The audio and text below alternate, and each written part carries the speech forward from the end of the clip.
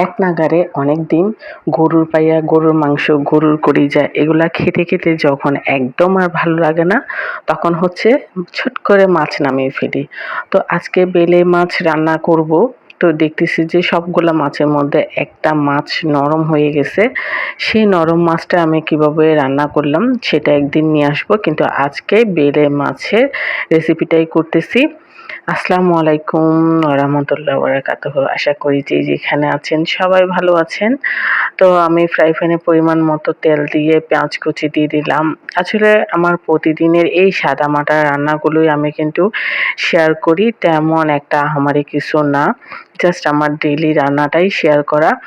তো পরিমাণ মতো হলুদ দিলাম আর একটু মরিচের গুঁড়া দিলাম।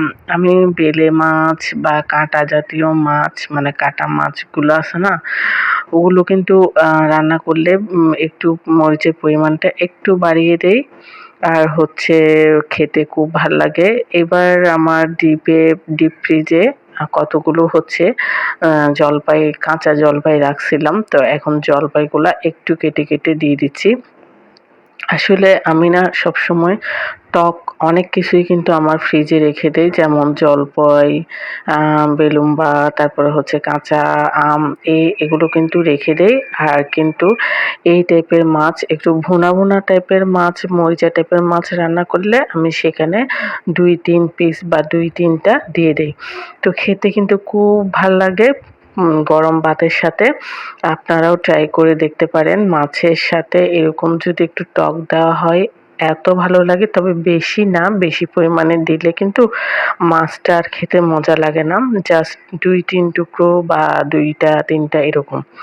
তো হচ্ছে আমি বেলে মাছগুলা দিয়ে এবার একটু ভালো মতে নেড়ে-চেড়ে নিয়ে একটু হালকা একটু কষিয়ে নিবো। দেন হচ্ছে ঝোলের জন্য তারপর হচ্ছে আমি পানি দিব। তবে ঝোল বেশি দিব না। বলছি যে মাখা, মাখা একটু আম রাখবো। তো পরিমাণ মতো লবণ দিয়ে একটু নাড়াচাড়া করে হালকা একটু কষিয়ে নিচ্ছিলাম। তো হালকা একটু কষানোর পরে আমি হচ্ছে আমার পরিমাণ মানে আমার আন্দাজ মতো উম দিব পানি। তারপরে হচ্ছে একটু টমেটো কুচি দিয়ে দিব। তারপর হচ্ছে ২-১ টা কাঁচামরিচ দিয়ে দিব।